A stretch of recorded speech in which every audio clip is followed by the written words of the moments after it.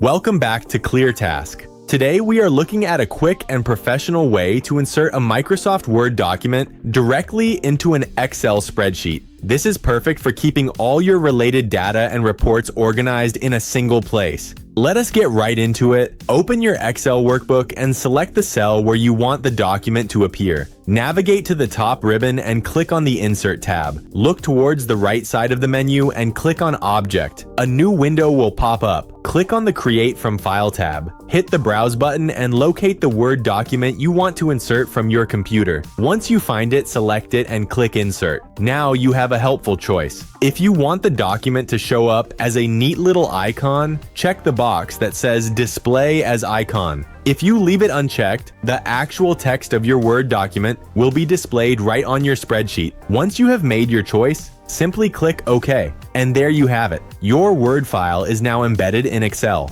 If you chose the icon view, you can double-click it anytime to open and edit the full document. If you found this tutorial helpful, please hit the like button and subscribe to ClearTask for more productivity guides. See you in the next video.